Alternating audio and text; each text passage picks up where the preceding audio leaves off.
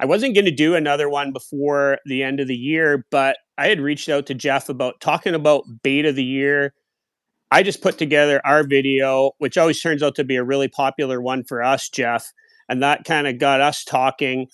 What were the baits for you this year, Jeff? And I know listening to you on like Backlash and a few of the other things, kind of where you're going to go with it. But overall, starting at the beginning of the year and kind of working your way through, what did you see that were kind of the trends of those baits that you always go back to?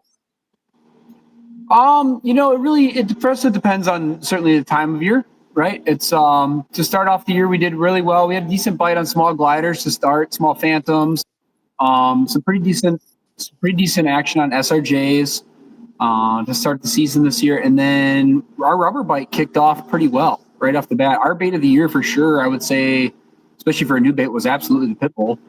That was not unexpected. I throw a lot of rubber to begin with, so Medusas, bulldogs, toads are in tubes are all a huge part of my lineup. So going into it, I did help with the prototyping and designing of that one, so I knew that it ran well. I was able to get a bunch of them to start the season from Jeff and from Brad. I got a shipment from Brad too, and so a little bit of would those fish have eaten other things? I mean, it's hard for me to say that they wouldn't have for sure, but we did do really well on them. We caught over 50 fish in my boat this year on that one bait, on the pit bull specifically. So for a top bait, I would say probably that was bait of the year for us.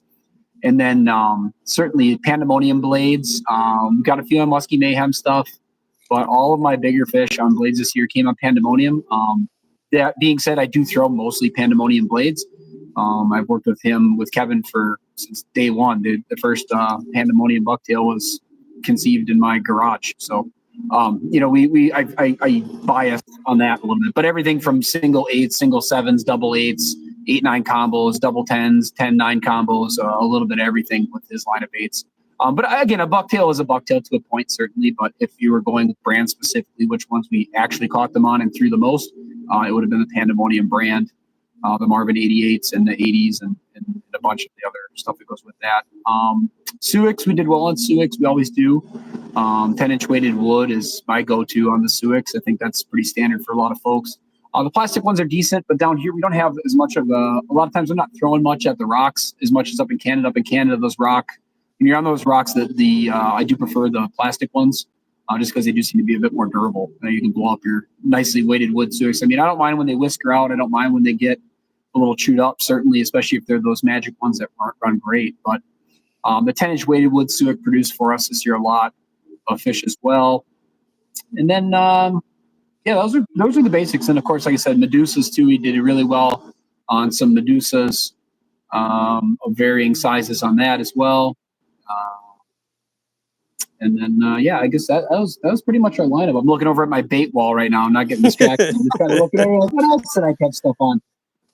But as far as like the main producers, and then some fish on tubes and stuff as well. I mean, we do mix it up. I mean, as you know, I do guide full time. I typically have 2 or at least 2 people, and most of the time 3 people in my boat throwing.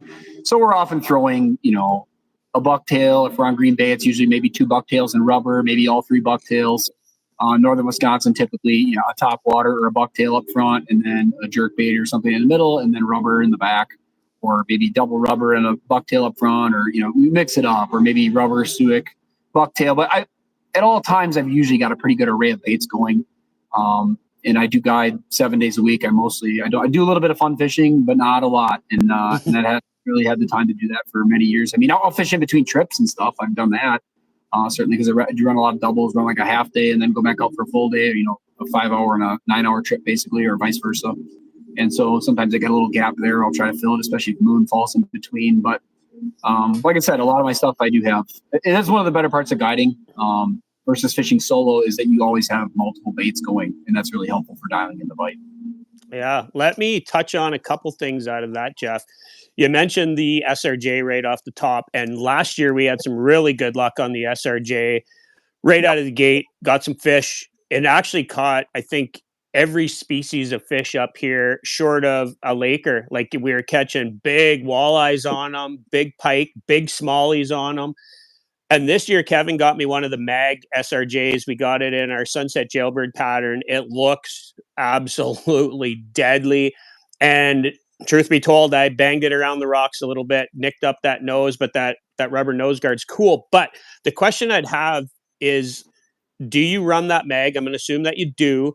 Yeah. And I just couldn't quite find the sweet spot for that bait on either it was going a little bit too deep if I got too much weight in it, and it was more, it wasn't quite suspending enough. Like, what's your thoughts on tuning that one in? Because I love the look of the bait. I love that little shimmy it has, but I find it a lot more temperamental, maybe is the word, to get it right in that sweet spot. One.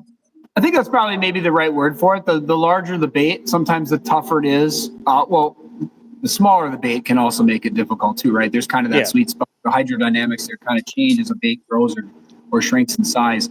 And with the Mag SRJ, what are you using for a leader for those, Glenn? Oh, I just grabbed it here just to show the folks just what we're talking about. Sorry, I didn't mean to jump away, but that's the mag size. So I was running pretty big weight in it to try and get it to get down in the water column, because a lot of cases we like to use this where we would use like a Franken Suick with a bunch of weight in it, try and get it down into that 8 to 10 feet. And I always found that it was either not getting down enough, or it was, if I got a little bit too much weight, it was getting down and it would almost sink on the pause. I thought about messing with hook sizes, and then our rubber bite just picked up, so we just ended up going with that. But I know it's a good bait, so I know it has to work. It does, yeah. No, we like I said, I use the regular size is probably the one I use the most. September is a perfect time for that bait, though, especially and probably by you and by us. I think it's a great that upsize is it's got that bigger wobble. It's a good bait for early fall. I mean, it's good all year round, and certainly even late summer when you're looking for fish on those Magnum presentations. August it can still provide some great bites as well. The one thing, have you tried running it without the weight at all, Glenn?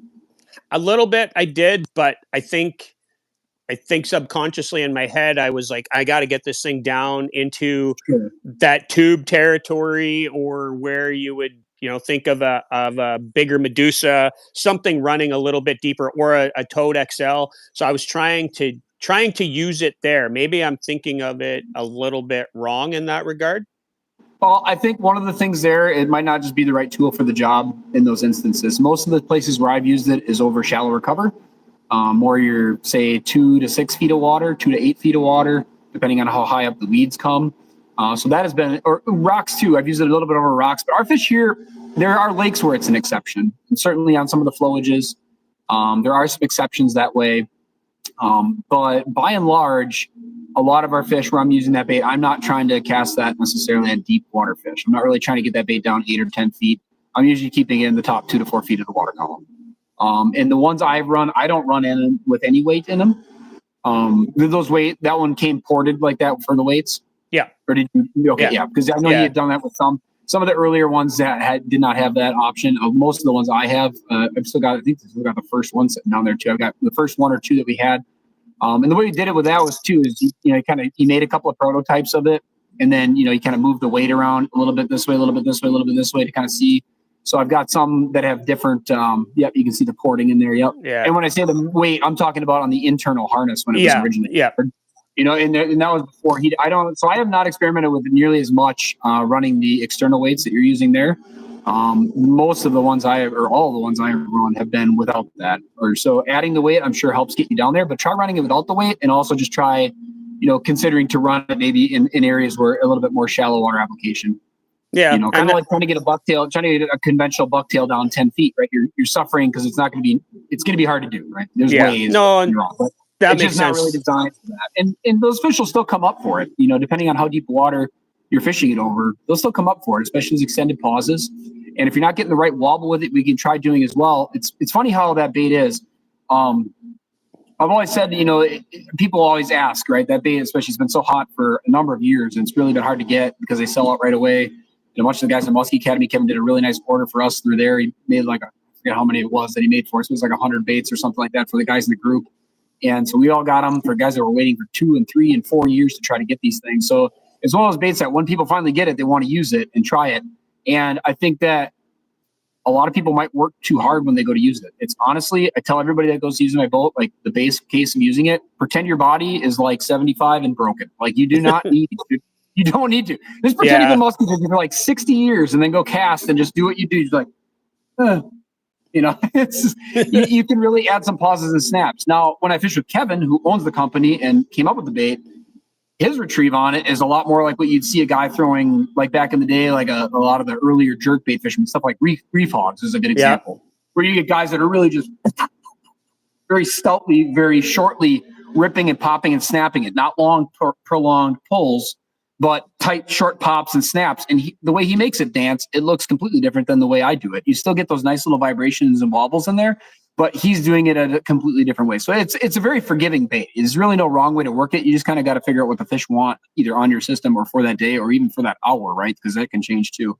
But I would say for the most part with those, the bait's got a really nice action, and I can even just roll walleye rods. But for the retrieve on that, largely you're going for you're going to reel it up and a nice firm pull to center mass. Reel it up, nice firm pull to center mass. You're not really trying to rip and pop. It's more reel it, pull the center mass. You want that rod tip to flex slightly. And when the rod tip flexes slightly, let the rod tip come back true to form by itself. And keeping that line relatively taut when you do it, because you'll feel that rod. You'll pull, the rod will bend like so. The line is taut, and the rod will correct itself to go back to straight. You'll feel that as it goes, and that is the most deadly way I've found to work them. Yeah. Like I said, there's no wrong way, but that is the way. And then you can experiment with the length of your pauses too, both for the big one and the little one. And the big one, you can give a little bit more, but you still want to add in, you still want it that like, you don't want it long, I guess is what I'm trying. You don't want like big power sweeps with it. For me, I've not had the best luck with that. You'll feel it as it kind of just wants to start to blow out as you speed it up just a little bit, and you'll find that sweet spot. And right as you feel where it's about to go, that's where you want to just lay off it and let that rod self-correct, bring it forward, and then that pause, because on the rise, it does that as it comes up too. And that's when it gets clobbered, 90% of the time. Yeah. I'll back that up a sec. So when we got the smaller one, we did our underwater video, and a lot of times we use that underwater footage and not testing, but the throwing of it when we're going to record as our testing, because we're in our clear water at our lake, at our cabin, so we can see what the bait's doing. You can see if it wants that big pull, like you said, Jeff, or a little pull. And a lot of times I'll run a Suick where I just pull the rod down to the water, so it's only moving 1.5 or 2 feet, and then I reel up to it, pop it down. And David does a lot more of a longer pull and then lets that Suick just kind of flutter. And what I found with the smaller SRJ is that smaller pull, it would give it that little shimmy, and then I just let it flutter a bit, just till the rod and everything kind of almost slackened out, and then it go again. And I was using the smaller one around the weeds. That's where I was catching the majority of the fish. And I just think, again, in my head, I'm thinking, I want this bait to do something that maybe it wasn't exactly designed for. So again, it's trial and error, guys. I mean, it's you have to try these things and see what's going to fit in different situations. And for me, I'll go back to this bait because I like the action of the bait so much, and I know what it's going to give me. It's just finding those situations, right, Jeff? Yeah, and I think part of it too, I mean, use it in the same situations you use the regular, honestly. The same spots, that same stuff. Don't be afraid to use it in those same situations. It's just a matter of what are the fish keying in on? Is it something where they want more of a magnum presentation? Or is it something where they're wanting something more medium size, right? So sometimes it's used, the same way you throw a bigger bucktail and a small bucktail, you might throw them in the same spot. It's just a matter of what they're going on that day. So, or time of year, right? So, no, I agree. Yeah, but getting them down super deep is not something I've really experimented with too much with that bait. If you're able to do it, I'm sure they'll eat it, but it's a great bait. Yeah, we'll take that thought into our next what I wanted to talk about in a second. I just want to say there's a couple guys here, Adam and Chad, give a couple super thanks here. Appreciate it, guys. And Brian Scafes, love the JVR or PBR. Yeah. I always like to put something cool on the board there. And I was just like, what's a play on your initials? So I just thought that was kind of a funny one. And if we make it to the Minnesota show, we probably won't have a PBR, but we'll share a beer with you over at the Lax booth again if Dave and I get down there. But talking about the deeper water kind of style of fishing, we fish a lot of deep water up here on our shield lakes. Now, I've never fished down through Minnesota, Wisconsin, any of that area. So when I talk about deep water, it's not uncommon for us to be sitting in 40 feet of water. You were up on Eagle this September. You fished out of Eagle Island Lodge. So I'm going to guess there was some deep water spots around there. Like if you guys were fishing Dead Man's Reef, it's 50 feet deep on the outside edge of that. But for us, a lot of times those fish will be suspended. They might only be down 10, 15, 20 feet, but they're over deep water. And you have to stay off of that kind of structure to give yourself a chance to get down there. Where you fish, Jeff, what is relatively deep, or what is it relatively deep? I guess maybe that's the question. Well, it depends. So I guess I don't know how many of these guys, I mean, some of the guys I obviously recognize and stuff, but I'm not sure how many of your audience are from down here and how many are up there. So quick little placeholder for where I'm coming from. I'm based in northern Wisconsin. So Vilas, Oneida, Iron, and Price counties are my predominant areas here in northern Wisconsin. And then I also fish Green Bay. So I'm from Green Bay originally. This is my 15th year guiding. I do guide full time. I guide for steelhead in the spring, for trout in the spring, then a little bit of multi-species before muskie opens up, then mostly muskie until fall, and then I do guide waterfowl in the fall, and then it's ice fishing all winter, and then back to steelhead, then back to walleyes, and back to muskie. So I do bounce around, and I spend a good chunk of the time that I'm here. I do spend a fair bit on Green Bay. I'm down there for about 25 to 30 days a year, depending on how the schedule falls. And that is all 100% muskie. So I do fish down there as well. So like I said, so fishing deep on the bay, a lot, that might be 10 or 15 feet, right? There is deeper water, certainly, but most of the stuff is on and around some sort of a structure. And sometimes you may push out a little deeper and off the edges. Certainly there's deep water adjacent, but a lot of the stuff that you're targeting is going to be generally 15 feet or less of water. In northern Wisconsin, we've got so many different kinds of lakes. In northern Wisconsin, I think this year I crossed a couple more off the list. I'm at 134 lakes that I've caught. Jesus, you guys. 134. So, and that's in our area here, mostly in our area. That's 95%, I would say, inside of my guiding area. So I've caught a lot of fish here. This year, I mean, I'm not sure how many lakes we caught muskies out of this year. I'm not 100% sure on that, but it's definitely several dozen, right? It's dozens. It's not one or two lakes. So we bounce around a lot. And that's also part of like my guiding strategy here is like, I don't try to go to the same places too very often because you do beat them up in those fish. There's only so many mulls in a system. And once you've hooked them, and once other people have hooked them in that pressure, if you have the ability to rotate through and be on fresh fish, that's something you want to do. Taking that up to something like an Eagle Lake, it's kind of the same thing with hitting all those community spots, right? Like, you want to hit the spots that are community spots because they're community for a reason. Same with us. It'd be our good lakes are good lakes for a reason, right? So we got lakes that are 200, 300, 400 acres with a handful of, good spots on them. But you're done with that in 4 hours. Now you can stay there all day, but a lot of times I prefer to move the same way you might make a rip from Dead Man's back to the, whatever those 4 islands are, something that are right out in front of the bay there. But I can't remember the name of it offhand, but you know what I'm saying? You might make a couple mile run there. For me, I put the boat on the trailer, drive 5 miles down the road and relaunch on another lake. Let me jump for that too. Yeah, go ahead. Yeah, but I'm just saying, sir. So for us, it does. It was a really long answer to a really short. No, it blows me away. It blows me away the amount of lakes you guys have. I mean, we got that many lakes here too. It's just vastly different here, but very much so. Hearing guys like you and Gus Manti and other guys that guide, they're jumping around. It's just not something we do. I mean, we may fish Eagle in the morning and maybe jump up and go do Cedar in the afternoon, but Eagle, you can spend all weekend and never fish the same spot twice. So it is different, but we, as 54 Bust, one thing that kind of separates us from a few of the other guides or people around the area is that we fish a lot of different lakes. We're not primarily an Eagle Lake specialist, primarily a Lake of the Woods specialist, where up here, a lot of those guys are. And I respect that. Like, I respect Danny Herbeck spends his life on Eagle Lake and he's amazing there. Although Danny goes to Lake of the Woods and does good too. Joe Cooper, he knows Lake of the Woods and I respect that. I think to me, I like the fact that sometimes guys like you're good everywhere. And I think there's a big value in that.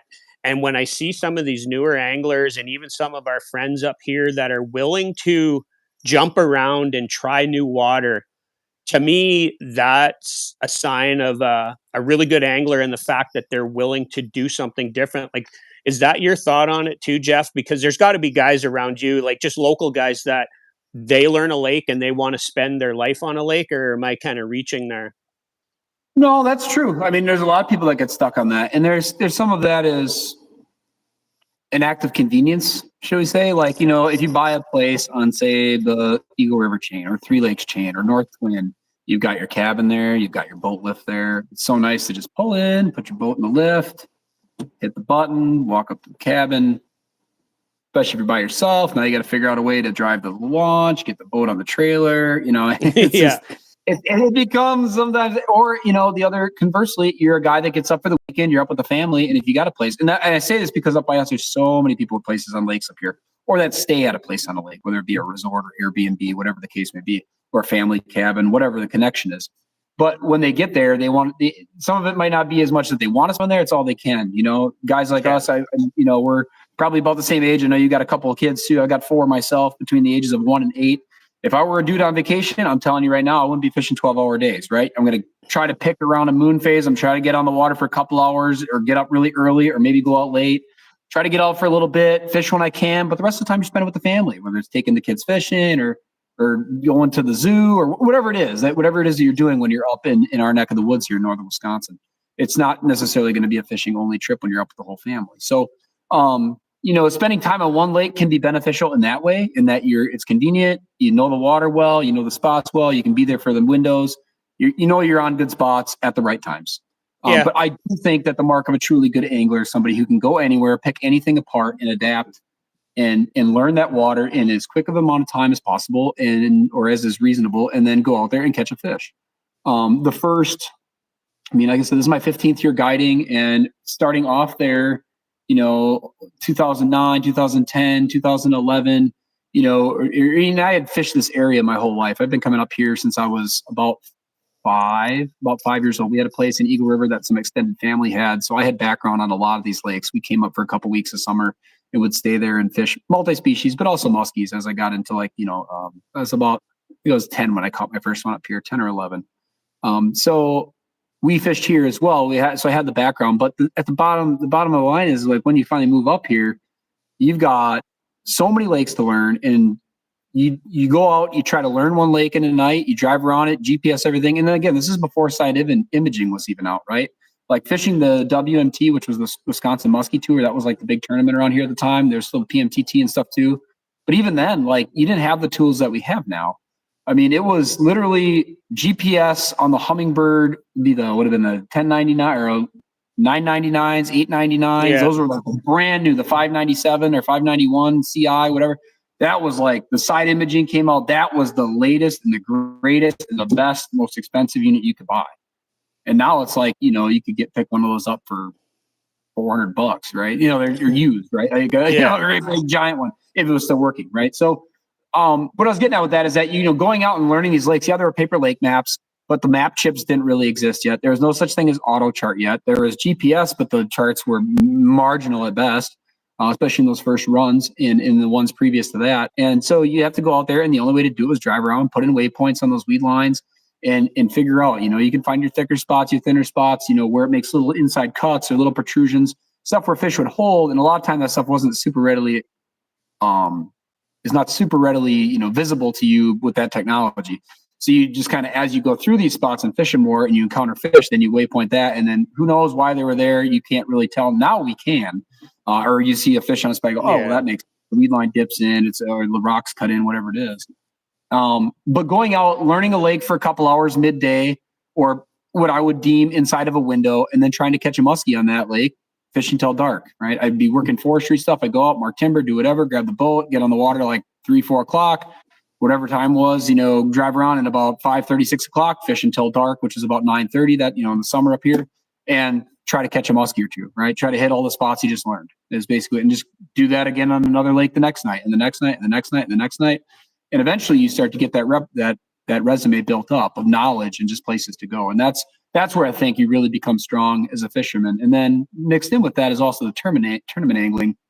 You're forced to fish water that you don't want to fish. And that's another mark of a good angler, is like where it really tests you, is because you have to go places. Around here, we had what I said was a Wisconsin Musky Tour, and that was like, I want to say it was like 12 tournaments or something like that. It was like basically every weekend from Memorial Day all the way to end of June, and then again August, mid-August through the middle of September. So it was 10 or 12 or whatever events total. Some of them were one day, some were two. But you'd be on one day, you're on a stained, shallow flowage water, and the next day you're on a Cisco-based lake. There's 2 one-day tournaments. So, and if you didn't know either of them, I mean, you're fishing polar opposite waters. And so you really you're paying for an education, kind of, because you're fishing against guys that knew it, right? And a lot of times we'd never been there. So like I said, it's one of those things where the more experience you have and the more variety you have in picking apart lakes, the better off you're going to be, because eventually it starts to repeat itself. Yeah, no, I would totally agree with that. I mean, we're kind of guilty of fishing the same group of 6 or 7 lakes here. I have never been up to Lac Seul. I mean, it's an hour and a little bit away from me, and I got buddies up there that can take me, but you don't go there in a weekend and think that you're going to be Ben Beatty. Like, it's just not going to happen. Like, you've got to put some time in.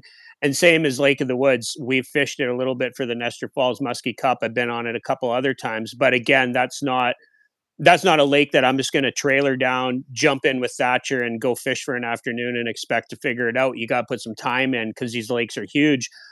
One last thing about like those Wisconsin lakes and that lake hopping. I've never fished a 200, 300, 400 acre lake. Like, realistically, like, everything up here is big. So when you're talking, you're running out in the afternoon and you're kind of fishing a lake, you've hit your 5, 6, 7, 8 A spots. Like you say, you're better off to just kind of leave, go to new water. Like, I got to think that some of those smaller lakes, you can't just keep beating on those fish. Like, they've had to have seen everything 1,000 times over. So like, that side of it is so foreign to me, coming from a lake like Eagle, Lake Cedar, like these huge lakes.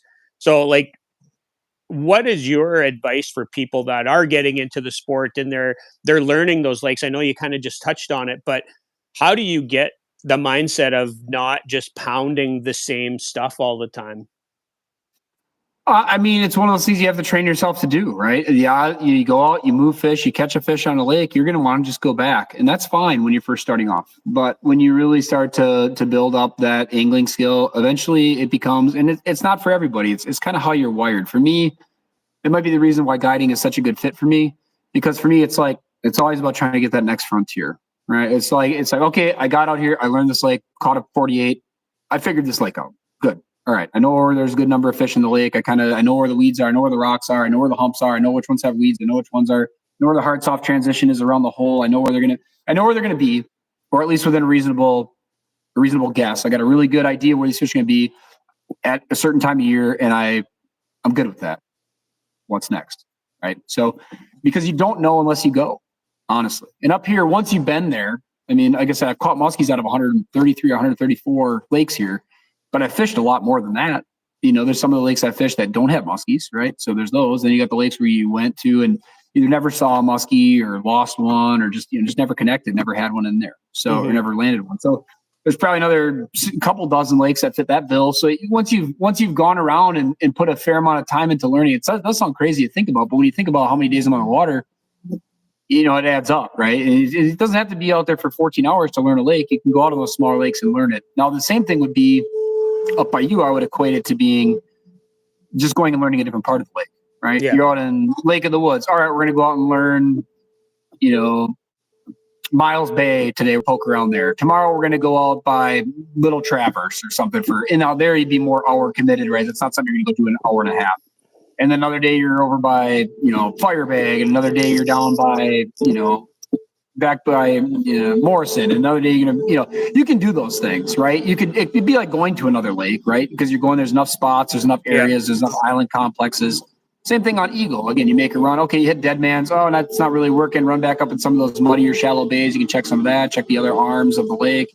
There's a lot of water there, and I've been up there. That was my second time up there, so I saw a good chunk of the lake. The first time I went up there, I went up with Rick Lax, and we fished it with Herbeck, and for like 2 days, we just ran up there, and he's like, "Hey, I got to go. You want to come with?" And I said, "Sure, let's do it." So I hopped in the boat with those guys. That was 2019 or 18. It was a while ago.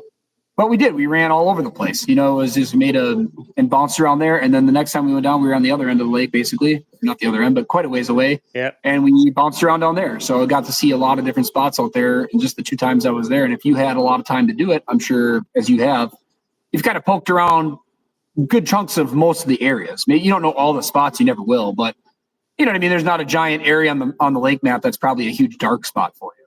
And that's that's kind of the same thing you're trying to fill in here. It's just on an individual lake basis. You know, over here, there's a dozen lakes and I've never been on any of them. Well, that's no good. I got to go figure that out. I'm going to look at some stock reports. I'm going to look at natural reproduction. I'm going to look at the ratings. I'll do all the homework I can. Or maybe if it's just, again, I've been up here a lot in the summers my whole life, and I know a lot of people, right? You hear, I heard somebody talking about that. Let's go check that out. Or I know somebody has a cabin on that. They don't really musky fish, but they see them swimming by their dock in the spring. So there's obviously muskies there. Let's go check that out. Whatever helps you decide where you're going. But again, it's that same thing. Like you want to have a couple of lakes in the Conover area, in the Eagle River area, St. Germain, Singer, Golden Junction, Tomahawk, Rhinelander, Minocqua, where I am, Flambeau, wherever it is, all these small little areas, or up to Mercer, wherever it is, you just kind of want to have some knowledge on all those different areas of lakes. Because up here, our big thing is that not all of those types of lakes are going at the same time. The same way you might have a bite going on one end of the lake where it seems like, God, my buddies were over in the West Arm and they, that's a bad example because that's a little tougher, but my buddies were over by this island complex and man, they lit them up today. And I was out on Dead Man's Reef and I didn't do jack, right? So it's one of those things. It's the same thing here. You could be on the Eagle River chain, or the PMTT could be an Eagle River chain, and they got 13 fish registered between 125 boats. And I'm out on a 300-acre lake 25 miles from there, and we went 5 for 7. Yeah. You know what I mean? It's just, maybe it was a different kind of water. Maybe it was just less pressured fish. Maybe there's a lot of combinations of factors that go into that. But again, the bottom line on all that and why you want to go and do all that stuff is because eventually you will figure out that certain lakes are good at certain times and under certain conditions when other lakes are not. And when you get lakes that are similar that way, you go, okay, well, this lake fits this bill. It's, say, a green lake with a 12-foot weed line. It's X amount of size. And there's 10 other lakes that you know, or maybe 5 other lakes that you know that are similar to that. And that's the kind of water that's going. It really boils down your chance. It really narrows down your options. Like, I'm not going to go out there, move 10 fish, catch 3, and feel like I've accomplished what I needed to there, and then go to try to find more freshwater and go to a deep, clear Cisco-based lake and cast bait balls in 40 to 60 feet. Yeah. I'm not saying you can get them there either. But if you got a bite going on a certain kind of water, a lot of times it behooves you to try to, as you would replicate that pattern across a different area on a large body of water, here you're trying to replicate that pattern across the same type of lake. There's just land in between. And it's a whole different population of muskies to that point, too. Yeah, no, and that makes sense. For us, you brought it up. Going to the West Arm, it's low density, big payoff on the bite. You're only going to see a few fish, and you're going to have 1 or 2 opportunities. You go down to that Viking Reef area, Temple Bay, where Eagle Island lodges, and now you're into higher density. You got a better chance at fish. The water's a little bit dirtier. So our lakes up here, a lot of them, you get 2 or 3 different kinds of water in one lake. Cedar's a prime example. The West Arm's really clear. The center part's green, stained with a lot of algae and stuff in it. And then the East Arm, where Sarek used to do a lot of his filming, is more of that classic stained, or almost like a clay stain, dirtier water. Fish are maybe a little bit easier to catch there if you know where they are. So you get that inside of our lakes. But moving that forward, Jeff, one of the things we talked about off air, and I definitely wanted to touch base with you, is that I think we share a lot of similarities in the fact that we do catch quite a few tiger muskies, and you are probably one of the most prolific guides in the States that consistently puts up tiger muskies. And I hear a lot of the US guys don't catch tiger muskies because there's just not a lot of them natural, reproducing. And for us, there's not a lot up here, although the last couple of years we're in the peak of a population right now on probably 4 of our local lakes. That's, obviously that's going to crash at some point, and we'll be starting that cycle over. But is there a way that you can target a tiger muskie versus a regular muskie, or do you go out and it's a catch is a catch? Because I have a theory on it a little bit, especially related to time of year. What's your thoughts on, is there any rhyme or reason to catching a tiger muskie? Yeah, no, there is. I mean, sometimes it's certainly luck of the draw sometimes. So you go catch a fish and you're like, oh, cool, tiger. But it's something I've spoken about at length, and I've written some articles on it and talked about it for a bit. And yeah, I do think that they are targetable. Now, keep in mind, in our area, all of our tigers are natural. The last stocking of tiger muskies up here, there wouldn't be any alive from it, and if there is, there's maybe one somewhere, but it would be a 25-plus-year-old fish, maybe, right, or maybe 30. I can't remember. You're going back a long ways on our stockings in this area for anything that would have been done, at least by the DNR or anything that I know about. So all of our tigers up here, and they're all on natural reproduction lakes, right? So our tigers up here are few and far between. Even in a good population, I would say that subset of tigers, 5% or less of the whole population, if you're including them in muskies, and that would be a good tiger lake, right? So you figure, maybe a little bit higher in some. There's one or two lakes where that might be a little higher, but it does vary. And it's also cyclical, like as far as when these lakes produce these tigers. Right now, we've got an up-and-coming class of tigers on, I'm not sure how many lakes I've caught tigers out of up here. I know I've got them all marked down, but it's about 20. It's a solid 20 plus. I would say it's 20, 21 lakes somewhere in that neck of the woods. It might be 18, it might be 23, but it's up there. We've caught them out of quite a few. And some lakes you go and you'll catch a tiger, and they've caught dozens and dozens and dozens of fish out of there over the years. I mean, I've got one little lake. Well, it's not, I guess there's a couple connected ones there, but there's one system in particular that I caught a fish out of. I caught a tiger. I caught one tiger out of there. And for a while, this was kind of like my go-to lake. I caught a lot of big fish out of there. I'm not exaggerating when I say I probably put hooks in 80+% of the population of fish out there, because I used to go there all the time. Just, it was one of those things like, how often, I wanted to know how many times I could go back to this system that got almost no pressure at the time, but aside from me. I mean, I'm sure there's one or two people. People found out about it eventually. It always happens. Yeah. But, and every time I'd go there, I caught several, right? Or hook 2, 3, 4, 5, whatever it was. And I didn't go there 5 days in a row. Don't get me wrong. But I would go there. I'm on my way through. I'm going to swing in there for like 3 hours tonight, see what I can get. I'm on my way through. I'll go in there, put 2 or 3 hours in and see what I can get, and just kind of fish it that way, right? So I went there a lot of times, but the number of hours I was out there was not huge. But I caught dozens and dozens and dozens of fish out of there, from 28 inches up to 50. And I caught one tiger out of there, and that would have been in 2011 or 2012. So figure 12 years ago from now, it was a 35 incher, and I caught a tiger about 150 yards from that spot 2 years ago. There's a picture of it. It's the upper 40s. It's a 46 and 3/4 or 47. It was right about 47. It was right about a 47 incher.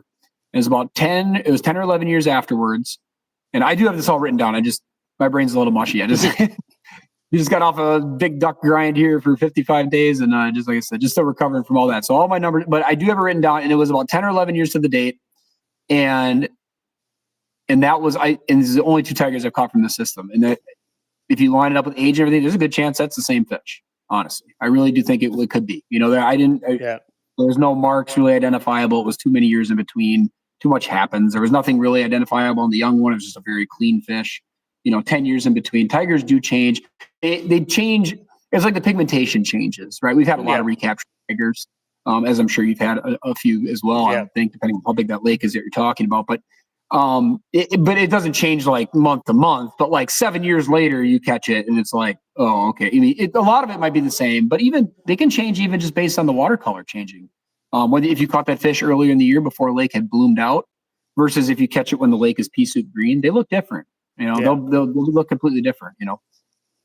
But with those tigers like that, so sometimes a lake like that, it might have, it had good musky population, it had great fish, it had good size structure, but in that lake, there's probably, I'm sure there had to be at least one more, but maybe not, right? So maybe there was, say, 5 tigers in that whole lake, versus another lake you go to and you're like, man, I caught like 3 tigers in a day. That's crazy.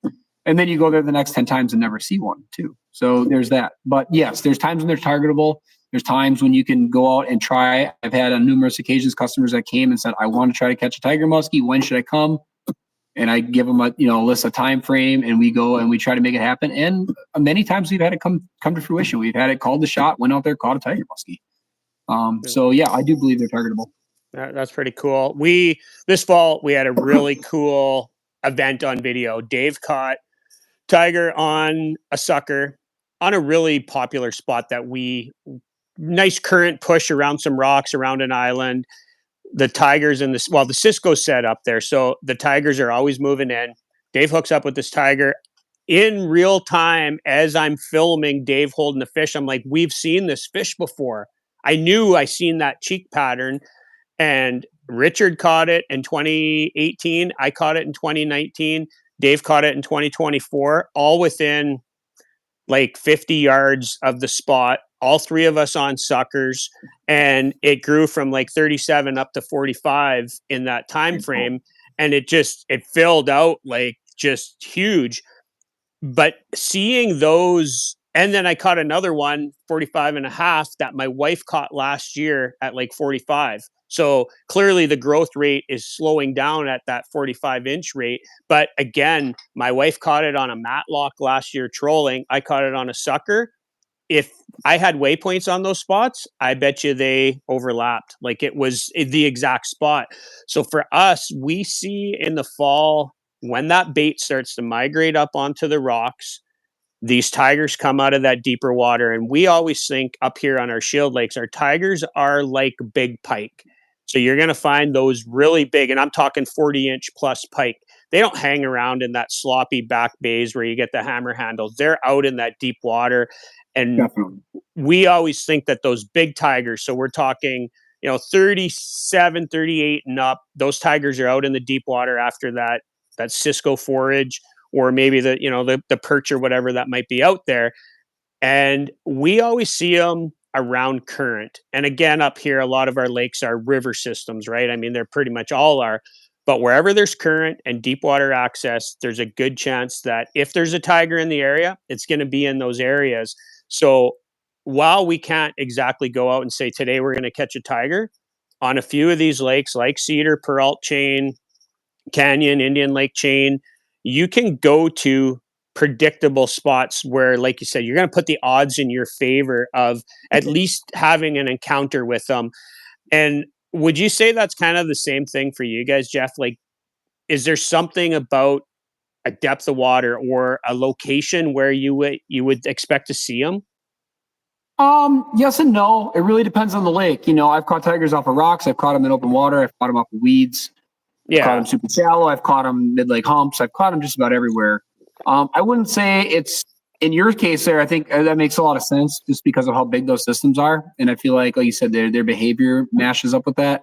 For us, I think our systems are small enough in most cases, small enough being, under 1,000 acres, that these fish encompass, they cover a pretty good bit of ground. So I've had a couple of recaptured ones where, there might be something to the point where, in Lake A, we usually catch them in the weeds. Isn't that? Well, that's because that's like the best spot on the lake. It doesn't necessarily mean it's because a tiger. Yeah. Because it's a tiger, right? But I'm saying by us.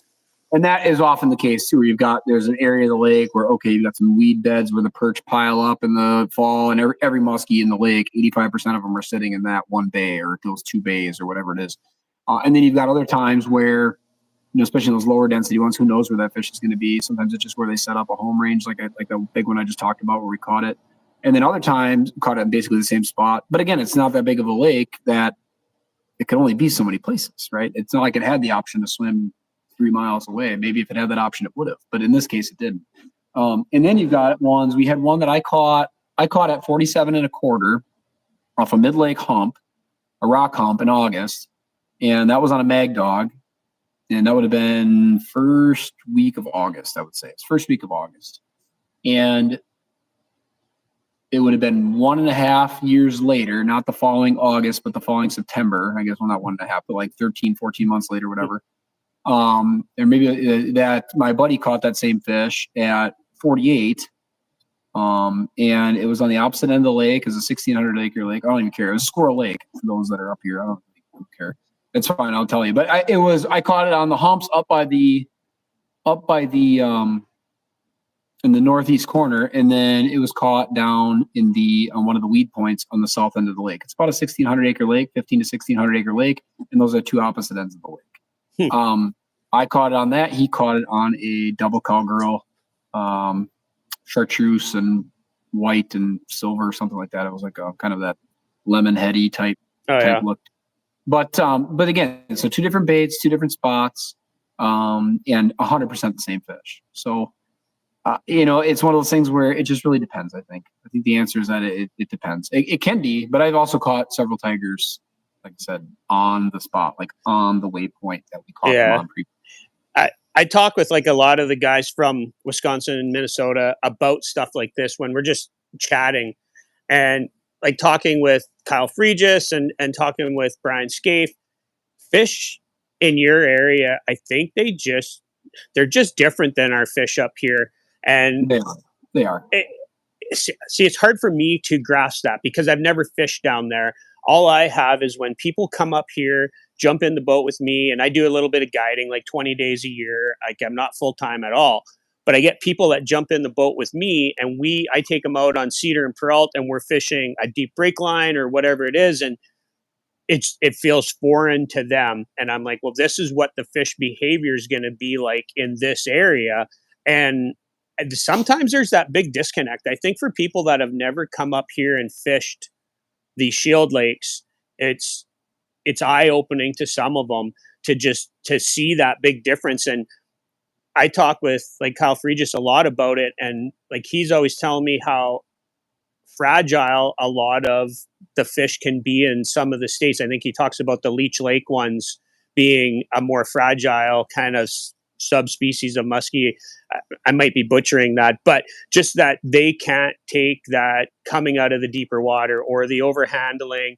It seems up here, for the most part, these fish are pretty robust. Like you can hook them and unhook them and take a picture, and they're pretty solid fish. So I do think there's like a big difference in the way we need to look at, fishing in the States versus fishing in Canada. And when people are talking about fish handling, which everybody's talking about now, I've seen you talk about it. Scaife's talked about it a lot recently. And I think that's good because we have so many new people getting into the sport. Education is huge, right? Like I'm sure you'd agree. And totally. I just think that the more we educate people on safe handling, doing the right things, it won't really matter where you fish. But I do think that people lose sight of the fact that, especially new anglers, because I know how exciting it is to, I caught this fish. I got to do this, got to do that. And even though you think it's only 10 seconds, well, now you've had this fish out for a minute and a half and you're fumbling. I guess the point I'm trying to make is that it's still a muskie. Doesn't matter where it's from. But do you think it is that some of those fish, the strains of fish in the States, are more sensitive to that handling? Or yes and no. I don't know that our fish, the only place I would say where I've seen fish that are just like, God, what is going on here, is Green Bay. Those fish, for whatever reason, are so fragile. Like you get those big ones, they could nip it at the boat, you be cooked, net under them in 5 seconds or less, and you're like, oh, got them, great, and it doesn't matter. You need to be very quick. I'm talking about the big one, a 45-incher, whatever, they're fine. Mm-hmm. 47. I mean, I'm not saying that you shouldn't take care of them, obviously, but I'm telling you right now, a fish that you don't think there's any reason for this fish to be in trouble. Like I'm talking like 53, 54, 56, big, old fish. They immediately are just like, I'm just going to go belly up now. It's like, what are you doing? What? No, it was a 1 second fight. Why are you weak? Like you should release quickly and immediately. Why? Yeah. What? It's one of those things where they just seem to be that way. I don't know. Like I said, we're always super careful with all muskies. But that is one fish where I would say, and I think anybody who's actually caught and handled any number of them would tell you the same thing. And that's been talked about. But that is one place where those bigger fish, they cannot take any handling. And that's, I mean, you try to eliminate it. Oh, maybe the water was too warm. It's like, no, dude, the water's like 68 degrees. It's fine. There's no water temperature problem here. It's just how they are. And I think part of it for them, they're fat. They are big. Their bodies are not meant to be out of the water for any extended period of time. I think that's big fish everywhere. And I do think big fish in general, I don't care if it's up there, if it's on Green Bay, if it's in northern Wisconsin, an old fish, maybe that's a better way to put it. Old fish, I think they are more susceptible. A big fish in northern Wisconsin, there's a lot of people here that don't have a legitimate 48. And the people that call it, I got a 49, a 50, like if it was on a bump board, on a DNR bump board, and I'm not saying people are liars, but I'm telling you right now, just based on the numbers from in my boat, just thousands of fish, like, no, No, you didn't. You didn't get 550s this year up here. No, you didn't. Yeah. Like in my boat up here, it's about one fish. I figured it out one year. It's like 1 out of 233 is over 50 for me in northern Wisconsin. On Green Bay, it's about 1 in 40. And I know guys where that's higher. Now, there's also a good number of small fish, and that's just as a comparison, right? I mean, Leech Lake's Minnesota's gonna be different. Maybe it's just not how it is. Sometimes you get a couple in a day. We've had Green Bay 52, a 55, 56, same day. We had 255s in the same day this year. Like, it can just happen that way. It's big water, and you get on a school of fish, and they get going. It can happen that way. In northern Wisconsin, you're not going to go out and get like 350s in a day. I'm sorry, it's not happening. If you can get 350s in 5 years, good for you. Like, I'm not talking about 49 3/4. I'm talking about a true measurement. So just because that fish is 48 3/4, that still might be a 20-plus-year-old fish. And in most cases, in a lot of our lakes, it probably is. Okay, so those older fish are a lot more susceptible. It doesn't necessarily always mean big. And sometimes you see with the older males too. Green Bay being another good example. Those fish are old too. You get a 47, 48, 49. They've had recorded males. I think it was either this spring or last spring. They had a 50.5-inch male in the nets. A legit 50-inch male. Like, that's not some guy being like, look at this war horse I caught calling it a 50 because it looks big in a pick. That's a DNR bump board, 50. Yeah. That's huge. That's unbelievably big. In northern Wisconsin, if it gets over 42 or 43, that's an incredibly big male. And I think most inland waters, that's probably the case. So it's one of those things, apples to apples, but just because you got a 48, there's a difference between, a 47 or 48-inch male, for example. I'll use that 47, 48 because that's still a very big fish to most people, and it should be. It is. It's a nice fish. Yep. And on that body of water, that's still really big. But if you get a 48 in northern Wisconsin, you can guarantee it's a female, right? It's not a male. There's no chance. So it's big, but it's also old. The old thing, I think, comes into play as much as the big thing, right? The size may be big, but like you get a 48-inch robust female on the bay, for example. I'll use that because that's the biggest example of these fish being weaker than you've ever seen anywhere else. That is clean, proportionate head. Yeah, it might be a butterball, thick all the way through. But just it's 10 years younger than that 48-inch male or 47.5-inch male, maybe better case. 46 3/4, 47.5. There's a lot of those super old males. That equivalent female might be a 54, 55, 56-inch muskie. That's the same age as that male at the same size, at that size. So it's those fish too, they're the same thing. You just get them in the net and they're just absolutely gassed. And again, it's not to say that they're dying when they get in that, but it's just, you can tell that fish is way more tired than you would expect it to be for such a short fight. Just how it is. So again, like I said, all fish need to be properly handled, but the old thing is a big deal. Yeah, we've seen that. New guys in the sport, you want to be. That is one thing that's very important, especially if you're going to have people that are driving around and they never caught a muskie, but they can catch bass on live scope, so they're going to try musky fish, and now they got a bulldog hanging out the throat or hanging out the gill plate of a. That's a tough deal. Or live bait for that matter, driving around dropping suckers on them with live scope, like. Okay, that's fine, but like, how to unhook that fish? It's not fine, but it is what it is. And I'm not going to have that debate, but I'm just saying you're going to have people that aren't accustomed to handling muskies, handling these fish. And I mean, just based on the number of relatively skilled to even quite skilled anglers that I get in my boat as customers, where, it's a multiple time a week thing where they see how a bait is in a fish and they're like, oh, nope. How's that going to work? A Suick, all three just pinned, just an absolute mess, or nothing but the front of the Suick hanging out, both hooks down in there. And rubber baits choked up to the leader or eaten head first with nothing but the tail coming out, or tubes. I mean, and can we all in the musky world, I'm sure I've done it at some point in my life. I don't know that but it's been something that's made me cringe for a long time. Please stop taking pictures of gutted musky baits in musky's mouth and posting them and saying, oh, you really ate that one. Yeah. Please stop doing that. Get your pliers out, get your hook cutters out, get that fish untangled. If you want to take a screen grab from a GoPro or something, we've all done it, or we've all seen it, and we've all thought, but like, think about it the other way. Like, that fish is in trouble. It's in a lot of trouble. You need to get that thing, especially in summer, it's always in trouble, but that is one thing on the handling side of things, aside from the common sense things of just be ready, be all that stuff. But that is my one PSA on that. Be ready on that stuff. Get it done. If you got footage of it where somebody's got a GoPro running and you can pull a screen grab and you can see that the bait was in there, great. But we don't need to have the fish in the net with this, because it's going to shake. It's going to hurt itself even more. You know what I mean? While you get out a camera, oh, hold on, let me get it. Okay, picture. Okay, put it back in. Now I'll get my tools. Please don't do that. I think that's more of a novice angler thing for sure. But just know that man. It's really tough. You're really cutting that fish's chances in half by the second. So don't do that. Yeah. As we're trying to do content, obviously we got the cameras running, we got net cam. And once we get a fish in the net, we do have a look. And if the bait is, if it's got one hook in the lip and it's on the outside, whatever the case is, we'll get that, a quick little underwater shot with that dome. But it's always fish first. There's times where Dave will look in the net and he just throws the cameras. It's like, we got shit to do. And a lot of times when one of us is getting into the net and the other one's got the camera kind of doing our talking head stuff, we're like, oh, I got to help him here. We'll be back because we need two hands. We got to get the grab it, whatever it is. We're big hook cutters. I carry hundreds of hooks in the boat. I'm sure you do too, Jeff. That's one thing that I see a lot of newer anglers. They may have cutters, they may have some tools, but if you've never cut a hook in a fish and had to reach in and grab to do that, it doesn't even look like fun. But for people that are listening, you have to get some experience doing that.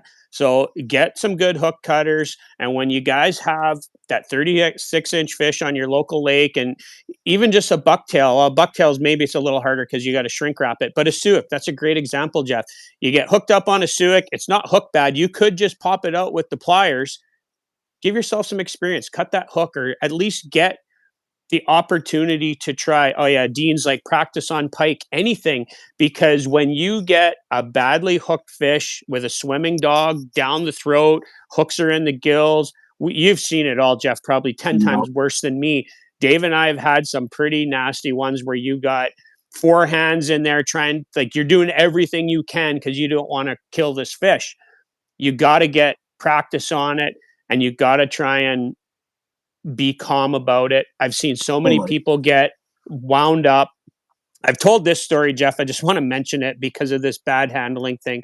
And it's not a knock on the walleye guys, because when walleye guys go out and they get an incidental catch, they're not prepared for a muskie. So shit's going to happen. You got to take that with a grain of salt. So we're not using super big hooks and stuff either. It's a big difference. You got a walleye jig or a Rapala or something in there. What's one thing, but you got 7/0 and 6/0 hooks buried up in gill rakers and stuff. Or the tongue, that the tongue is a mortal wound. You get a big gash in the tongue. I don't care what you do. You can cut all the hooks you want. That thing's going to die. Yeah. So I had one of my buddies out on Cedar. We come through from the center section to the west arm, and there's two 16-foot camp boats.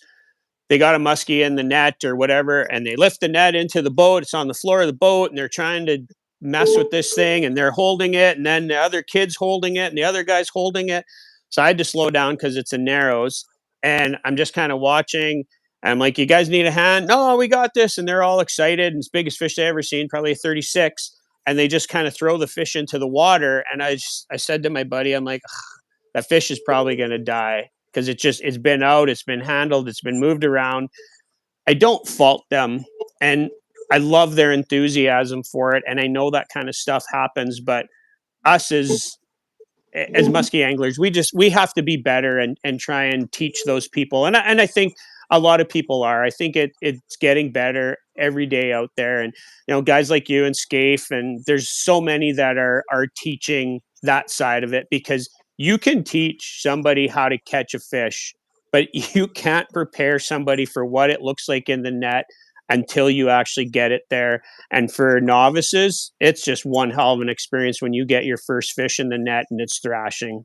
Yeah, the adrenaline's pumping and everything. And like I said, like you said, when you really think about what you're doing and reaching your hand down in, there are massive hooks and fish. You can read the fish when you've handled so many of them. You go, nope, this isn't good. Pull your hand out. You're always ready to abort. Everybody always kind of crowds over you, right? And guiding, you got to, it's like, back it up. Give me some room. If I got to get out of here, I need to be able to put my arms and not elbow somebody in the Adam's apple. You know what I mean? But yeah, it's just one of those things. Like I said, it's certainly not a soapbox kind of deal but it is one of those things where, man, and I think, again, a lot of it isn't stemming from a bad place. People aren't trying to do it, especially in catches. it's just one of those things that I see those pictures sometimes and I get it, especially from a bait manufacturer. Well, look how it ate this thing. That's cool. I get it. But all I can ever think, and more to that, I was thinking of the ones where it's like they're holding the fish and you're just, look at how he ate it. It's like, no, don't do that. That's where I'm more, that really just, I don't think it's a good luck for us. And I don't think it's good for the fish. And I don't think it's something that you want other people emulating. If you're in a position in the media or if you're in a position, whatever it is, if you're posting pictures on Facebook, even if you're just a regular guy that happens to catch a lot of muskies and put up pictures sometimes, like it's just not something you want to perpetuate. No, that's right. My take on it. And it's not the end of the world. It's not a fish that's hooked like that might not matter, right? Unless you've got somebody who's unhooked 1,000 muskies right there with you.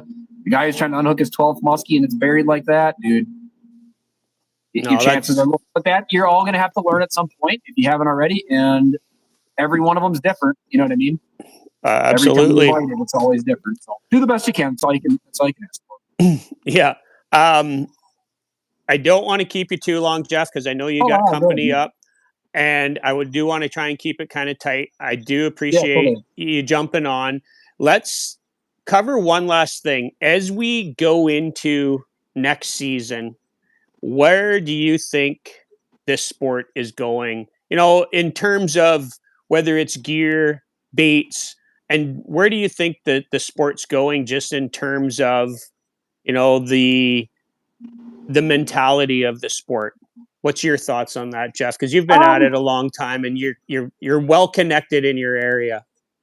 Yeah, I mean, I think overall the sport's heading in a positive direction. I think there's enough people out there that have education. I think the sport's going to get harder, especially as more people get better with electronics, as more people are on the water, more hours with good electronics. Like nobody sucks anymore. You know what I mean? And for muskies, that's not saying much, right? But that's for everything. Because with muskies, they're still muskies. Like they don't care how much you know, how good you are. Like when they don't want it, you're not going to eat. You know what I mean? Yeah. Like you could maybe find the one fish in the lake that will. Like I'm just saying, but like a muskie that is shut down, whether it's just it got her at you, it didn't like the baits that were coming, it got caught yesterday, whatever. Like you get a fish that's just shut down, good luck, right? Or off period, even sometimes it just doesn't matter. Maybe they're eating at night right now. It doesn't matter. You can have 50 follows a day, it doesn't matter. Yeah. They're not eating. The job of a muskie angler on a given day is to go out and find the one that will. Right? If there's one fish out of the 300 in this lake that's going to eat it, that's the guy I got to find. That's my job. Sometimes there's 50 fish though, right? So it varies. But it's not like walleyes where like, boy, I mean, you're not going to get skunked walleye fishing most times if you're pretty seasoned, right? Depending on the water, I guess there's caveats. Or bass fishing. You can go out and catch 0 bass for 8 hours, maybe. But the odds of that are a lot less likely than going out and fishing muskie for 8 hours and catching nothing. Your odds can be pretty good, right? Even if you saw a couple or lost a couple. So I think that as that mentality, it's always going to be tough, I guess is what I'm trying to say. But it will get tougher as those fish experience pressure in places that they previously didn't. So be prepared for that. Like I said, you got to be good and you got to be willing to still put in that time. There'll be lakes, there'll be areas, there'll be bites that get exposed and people are able to go out and take advantage. But it usually only works for a short time. We saw a really good example of that up here when they legalized trolling. So trolling in the ceded territory, which for those not familiar is basically, say, the northern 1/3 of the state, give or take. Trolling was illegal up here. Legal in some other places in the state, but largely illegal in the state, but certainly illegal in the ceded territory, with the exception of a handful of lakes. And when I say handful, I mean like 6 out of 1,000. And when that became legal, there was a number of lakes, and as you would expect, probably the lakes that lend themselves more to a trolling bite, stuff with less weed lines, more basin, more systems, that kind of stuff, where a lot of big fish were caught and a lot of numbers of fish were caught in a relatively short period of time. That dried up pretty quick. Okay, those fish got caught. They weren't used to seeing baits in those areas. They got caught. A number of them got kept, unfortunately. There's more than one example of that. Some lakes where a lot of really nice 49, 50, 51, 52-inch fish were kept. Still, as a whole, a pretty small number, but still enough. Dude, you lose one fish like that out of a 500-acre lake, that's a tragedy. Lose 2 or 3, that's an absolute travesty. Like, that's devastating. Yeah. Your top-end size. But my point being is that as whether it be live scoping, open water, or just any bite that occurs, as those fish get more pressure, they're going to get harder to catch. I don't care if they're in the weeds. I don't care if they're in 60 feet of water. They're muskies. There's only so many of them in a lake. And as they get more pressure, they will get harder to catch. So I think from that respect, people can buckle up. The sport will get harder. That being said, you'll have more confidence in what you're doing, I think, for a lot of folks.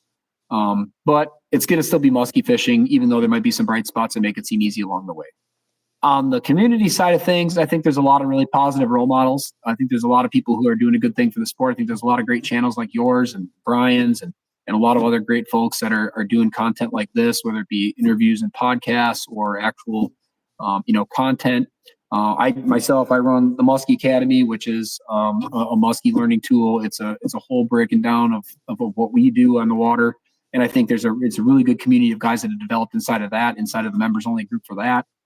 Guys, you see really honestly, that's been one of the things where with that particular program, I've been the most surprised by, and it's kind of a microcosm of what we're talking about here, is just you're seeing guys that come together, coalesce. You don't see the negative and the nonsense and the trolls in the outside group. You just see dudes that are like, hey man, I happen to fish down this neck of the woods too. And some of these guys are fishing tournaments together, winning tournaments together, fishing leagues together, just fishing as buddies and sharing information. And you see that kind of stuff, and it's really cool to see because you don't really think about that too much with musky anglers, especially not in a lot of public settings where like not a lot of guys are going to be, and it's still people have their secrets certainly, but I know a lot of these guys because they might have been, customers in my boat at another time and now they fish together and they come out with me together or whatever it is. But you see that where it's a lot of those things that give you a good hope for the future of the sport. It's not all a bunch of jerks in the sport with egos, right? Though those people are always going to be in the sport. I think companies should really take a good look at the people they have representing them. And I think that there's more than one name that comes to mind, but maybe, one or two more so than others, that it would be nice if those people were not trying to be role models in the industry or being put on a pedestal by companies that know better, to simply make a buck when that person is, not a moral and a good person for the sport. I think that would be my one humble request. I think that people should be aware of that. And, it is what it is. It's not unique to musky fishing. You can go to any hunting, any fishing, any football. It doesn't matter. Just because somebody can catch fish or can sell ice and Eskimo, or can catch a football really well doesn't mean they're a good human. That's fine. Right. I get it. But at the end of the day, I do think that in a smaller, tighter knit community like the musky world, and as you bring more anglers into it, I think that having as good of people as you can representing the sport is a positive.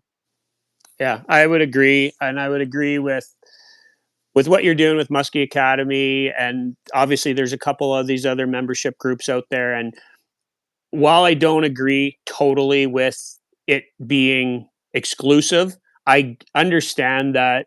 And I've even thought about trying to do something here with our community from YouTube just to get that tight community and get away from the trolls, because I just posted that video where I talked about the real life struggles of being a part-time musky angler and dealing with content and the people that just want to hate on you. And in the musky world, I feel so bad for people that are just getting into the sport and they post a picture of their first 38-inch fish and they're so proud.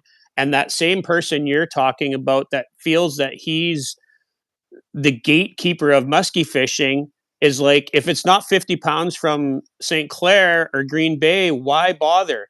Well, that's not helping. That's not helping because Kevin needs people to buy his baits, and Brad needs people to buy Musky Innovations, and Brad needs people to buy, Musky Mayhem. We need to support everybody. And I see Adam's like, we got to support everyone. And we do. The problem is there's those bad couple seeds that want to take shit down. And I do think that the community is going to be huge. And for a while, I thought Live Scope and the new lake chips were going to slowly make guides obsolete. But I'm starting to think now that as musky fishing is going to get tougher, it's going to be more important to have a good guide, a good mentor, a good partner to share the water with, because you can have all the technology. I run a couple live scopes. It doesn't help me. This was my worst year by far, but I'm open about the fact that I have it on the boat. We use it as part of our system. I don't hide it. I don't know what you use or if you do, and it doesn't really make any difference to me, because I don't think that battle of live scope versus non-live scope is going to matter in a couple of years, because I do feel the fishing's going to get tough. we're going to lose some new anglers that are just going to be like, hey, this is too tough. It's just not for me. I'm going to go back to bass fishing or whatever it is. But the people that are staying, there's going to be people that are going to be looking to guys like you, Jeff, and looking to some of these other tighter knit groups where you can get away from the noise of social media and want real, honest knowledge and mentorship, because I think that's going to be really important in this next 4 to 5 years. That's my thoughts on it. Sure. No, and I agree, you know, and from the standpoint, I guess I would like to ask, like, so what specifically about a paid community is it that you disagree with? I know, and I just like specifically what is it about that you don't care for? Just out of curiosity. It's not that I don't care for it. I would like to see our community as a whole be open and just having the ability to share the information openly. I do think that it's almost impossible in today's world because of that social media side of it, where you're going to get those trolls and they just drag everything down to their level. So I do appreciate doing those memberships, whether it's Doug's membership or yours or Josh's. And I've even thought about doing something too, where I have like a membership side of YouTube where we show something more and try and build that community. What I appreciate about what you're doing, Jeff, is it's the community building. I think that's huge in this industry. And I think that's what's going to save this industry is the communities that we build. It to me, I can't be part of all of these communities. And I just think for newer anglers, sometimes it's what's the cost of being part of the Musky Academy. And I guess for some people, they weigh that, is it worth it or not worth it? And I think in most cases, when people are part of those communities, they would say, yeah, it's totally worth it. But it just from the outside, it's that cost barrier, or it's the newer angler that can't be part of that exclusive club, if that's what it is. And it's not a personal knock, Jeff. It's just the idea. No, not at all. I honestly, I ask because I'm curious, not because I'm offended.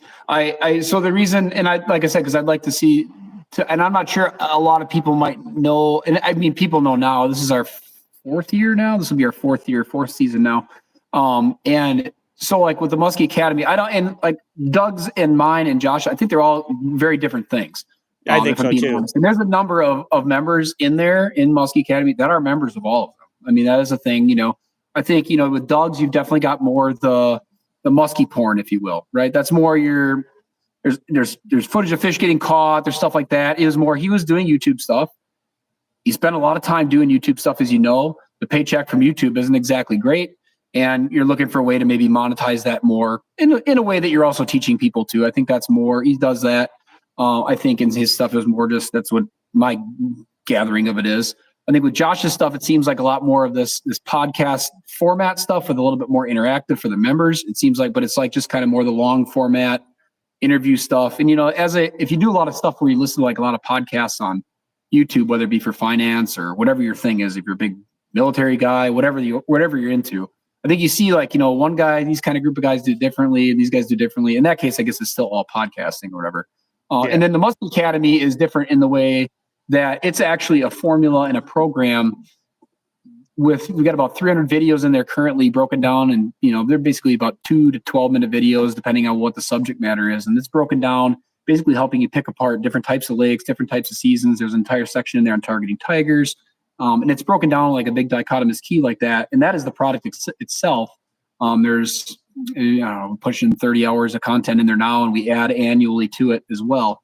And then that it's not, but you're not going to go there and see 10 of the best figure 8 catches of your life. That's not what it is.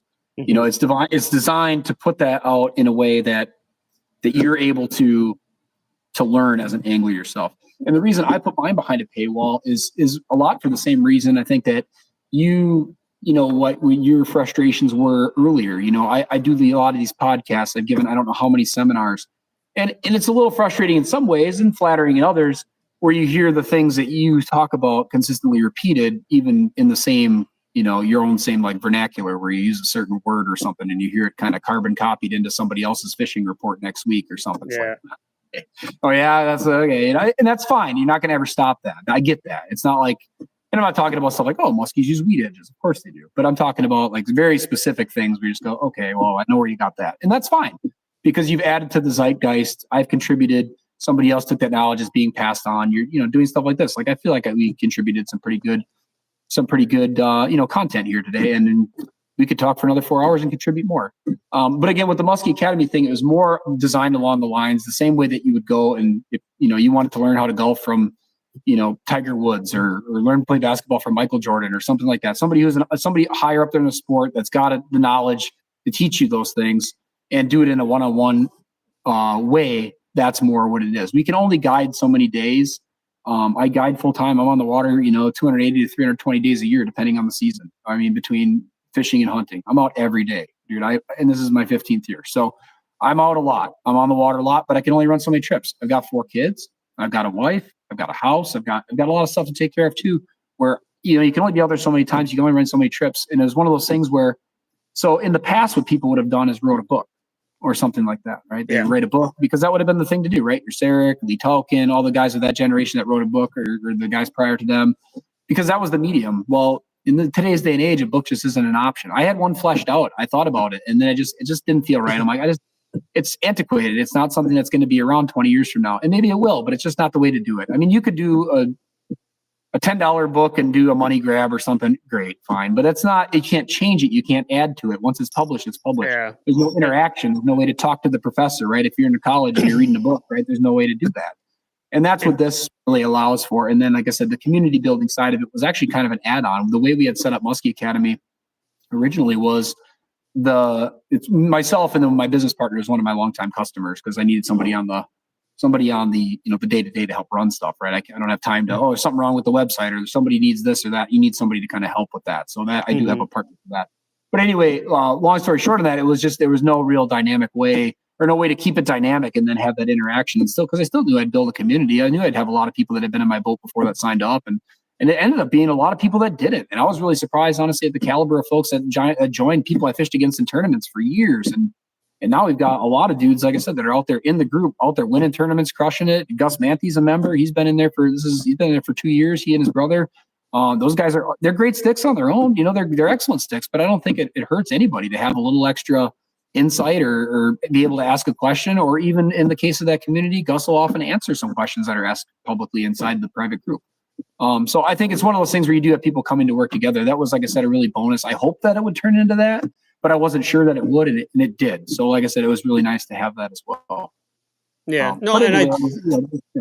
I appreciate that. And I know I had mentioned to you, I think at one of the Minnesota shows, like if you ever needed a hand with anything or wanted anything, I want to support teaching. And when we kind of got into the YouTube side of it, yeah, it's easy to do that musky porn and put up the videos. I didn't want to just be a catch fest video show. That's why we took the teaching angle. And yeah, we're not authorities on anything, but all I can show is what it is that works for us on our home water. So we kind of grabbed that angle there. And I see Heinrich's here. He's like, it's just a different way of getting the information out there. And I think that's so true, Jeff.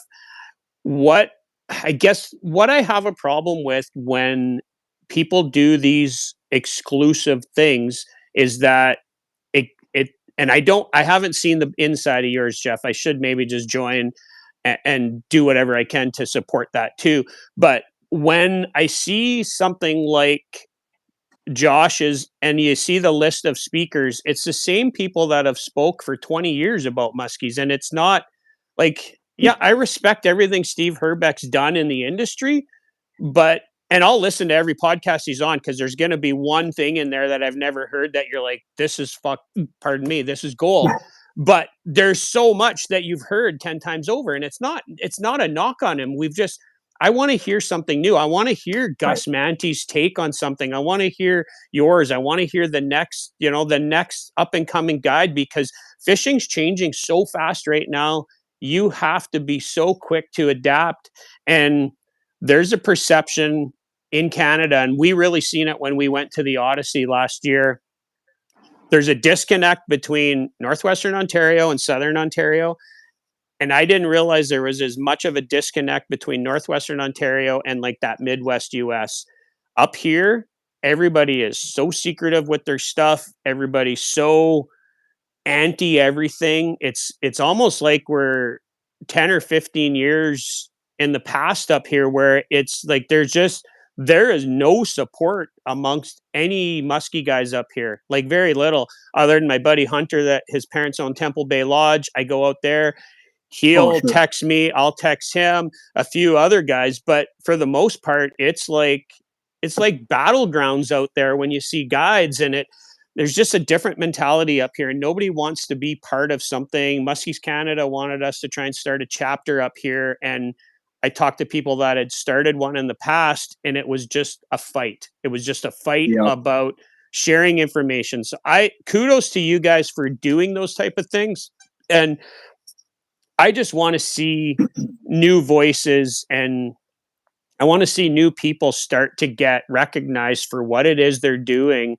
And I don't know what you have for, like, who you have on the inside of your group, if it is that same cast of characters. Well, but it's all me. Like, for the videos and stuff, we've kept it that way. Originally, we did think about going that route and having other people come in and speak, and then it was like not very long after we started, a while after that Josh's stuff had started going, and they kind of went that angle with it, which was fine. That's cool. But it was kind of one of those, they're already doing that. And like you said, a lot of that information, a lot of those folks have already spoke at length and dozens of other places and books and podcasts. And that's great. Like I said, I think you'll get a lot of information, like you said, anytime you listen to somebody, even if you've heard them before, but I do think that, like, for ours, I've kept it. It's the instructional videos. The content is all 100% mine. And I just feel like, I had all those years of, like I said, it just was one of those things where you want to share that information, but you just can't bring yourself to put it out there on YouTube for nothing, I guess, for the amount of work that it took to put that all together, just hundreds of hours to, get it all together, edited, put together. I mean, I literally, when we went to go do and put together this program, it's literally, I wanted to put everything I knew about musky fishing into a usable content, a usable form for somebody that was going out fishing. Like, say you're Glenn, you're coming here, your first time, you've never been to northern Wisconsin. It's not just for northern Wisconsin. There's sections in there I can't fishing. I've fished Eagle a couple of times. I've been to Lake of the Woods a number of times. I've fished Vermilion a number of times. Obviously Green Bay, I'm very familiar out there. I've caught several hundred fish out there. I mean, I've caught, tons of fish in northern Wisconsin as well. And so there's a little bit of everything in there, right? And then, of course, all the knowledge that you pick up from fishing, like I said, tournament trails and other things, force you to go other places, near Minnesota or other places outside of your comfort zone in your own home range, that I wanted to put that stuff all together in a way that you could learn it as an angler. I mean, I went to college. I got a double major in business administration and forest administration. I wanted to take stuff like that kind of a learning format and put it into a way that you could teach people this material, and they would also still have a chance to interact with the person teaching it in the way that, I guess you could think of it as in a way like a consulting thing too, right? I get guys that message me all the time. They're like, oh man, I'm looking at these videos and this and that, or, hey, I'm heading out for the weekend. I read your report for the week, because I put up a weekly report. And then we've had some really good sharing of guys too, where you do get the guys that, hey man, we just got back from Lake of the Woods. Here's a bunch of our pictures of fish.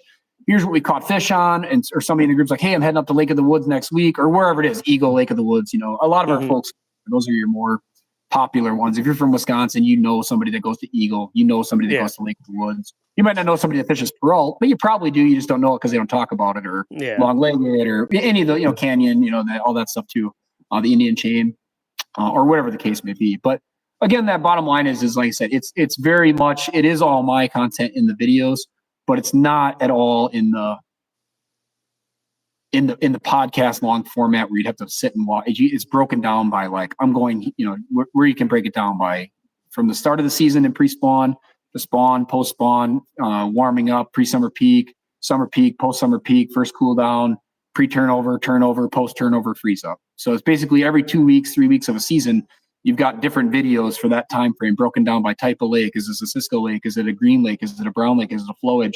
Is it a river system?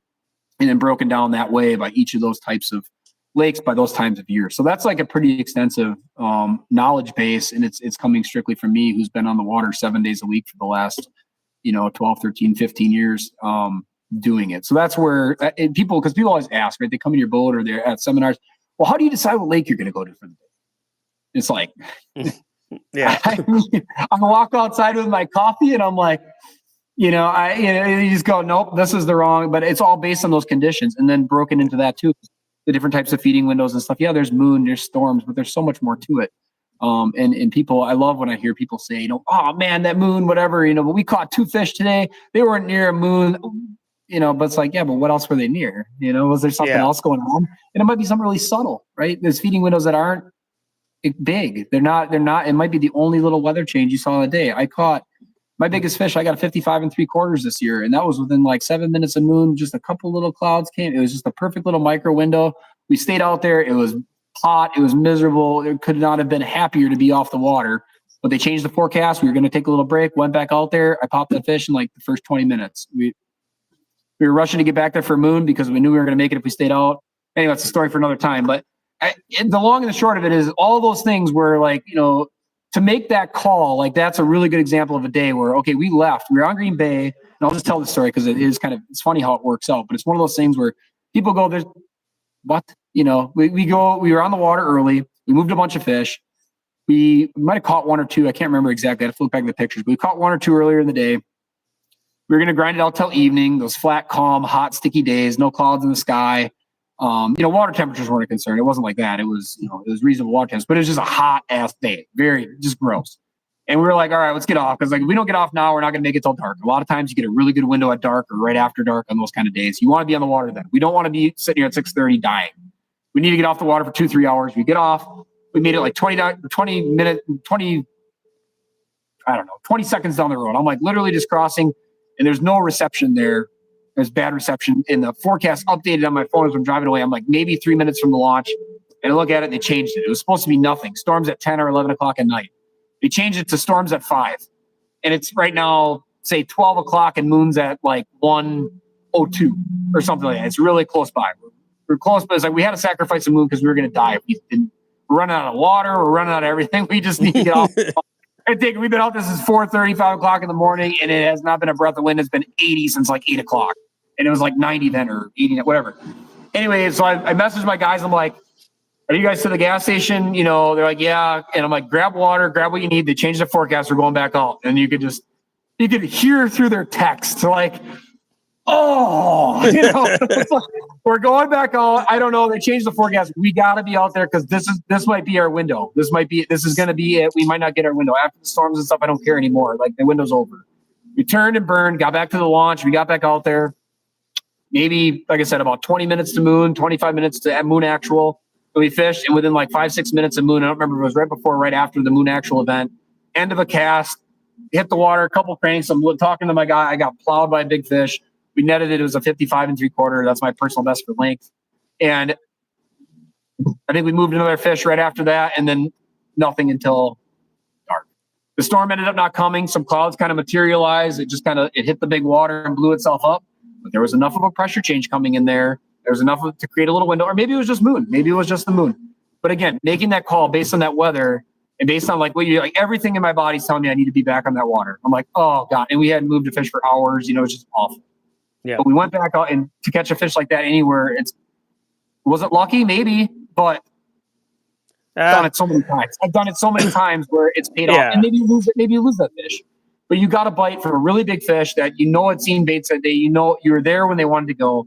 And it's like identifying those kinds of windows and stuff like that is just not something your average guy can do. And with full instruction, and even like I said, I try to always include that in the weekly reports. Not to make this about talking about that, but I'm just trying to encompass what we're all talking about. Having that sense of community, having a good place to get that information, and also being able to teach those kinds of things to somebody without it being like, I can't just put it on YouTube and have people just messaging me, asking me questions, because they do that all the time anyway, right? I'm happy to answer people's questions. I'm not saying I'm like, oh, you're not a member, you're not a client, I don't answer. Of course I'll answer. I have no problem with that at all. I think that's one of the best things about living in the age we live in. For the average guy to be able to reach out to somebody and ask them a question on something. But it's just one of those things that where do you draw that line? There needs to be some sort of a financial barrier to keep people reasonable and asking, you know, it kind of keeps out, I don't want to say keeps out the riffraff, but it keeps out the riffraff. It keeps out the guy that's going to like ask you, and you know what I mean? Or, you know, if you made him $50, you can get the guy that just be like, you know, you message you every 5 minutes or something. Like you have to have a line there where it just kind of makes people, it kind of keeps people honest, I think is maybe the best way to put it. And so honestly, that as much as anything was part of the reason for a pay barrier in our case. Like I said, the other two I can't speak to. I just think that like they are three very different, separate things, I think. Yeah, and they are definitely vastly different. I do think for myself personally, just dealing with the negative side of social media and YouTube, having that paid community again would eliminate a lot of that. I like the teaching aspect. I like the way, and you just broke it down. So people that are watching, like, go check Sure. out the Yeah, Musky Academy, because if you're yeah, looking for that kind of information, I really like that. I like that approach. I'm not opposed to listening to a seminar on Musky Insider, but again, in a lot of cases, we've seen or heard a lot of that, and it's not a knock on people. So, not to just beat that up, I do like the approach that you're taking there. And what separates the average angler from guys like yourself, and even to me at some level, is that we are like you. Dave and I will make an audible in the morning. We're going to Cedar today, or we're going to go to Canyon, or we're going to go to Eagle because of something you're feeling, or you got moon, or we got weather coming in. And totally. we believe in the moon a lot. We believe obviously in the weather. And up here, that small wind change can be all the difference in the world. And I'll just say one quick story here. We're running long, and this is really cool. This is why I wanted to do this kind of stuff, is to have these conversations. We were out on the water, and I can't remember who the guest was I was with. We weren't moving nothing. Like, it was the Dead Sea out there. We had southwest wind, really light, just enough wind to say that there was some ripples on the water, and it was hot but not super uncomfortable, and we just weren't moving nothing. And I was like, oh man, I gotta do something different here. And in my head, I'm like, I gotta wait for that weather change that, like you had said, that they're calling for at like 5-6 o'clock. And almost like clockwork, the wind shifted from southwest over to northwest, and we end up sticking a 45. And it's having that in your head. Yeah, luck would have said that you were going to catch a fish when that weather changed, but I think the inexperienced angler gets beat up all day, and then they're just like, okay, I'm done, I'm giving up. They head in, where guys like yourself or anybody that's got more experience, they're like, no, today's the day. If we just ride it out a little bit, we're going to get a shot here. And that's that intuition on knowing when to ride it out and when not to. And there's days Dave and I will be out on the water, and we'll just be like, no, we're just not feeling it today. Today is not going to happen.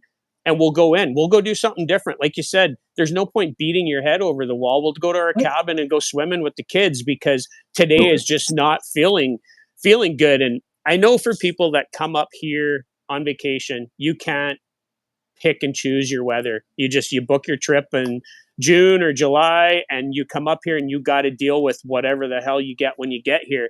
That's hard. It's a lot easier for me because we just go fishing when the weather's conducive to going fishing and we got time.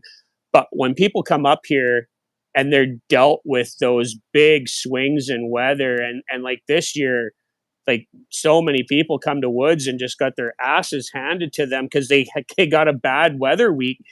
That's demoralizing for so many people. So I do think that information like you got, Jeff, is big for people, especially new people getting in, because you can't learn it until you have time on the water. There's just no other way to learn this sport.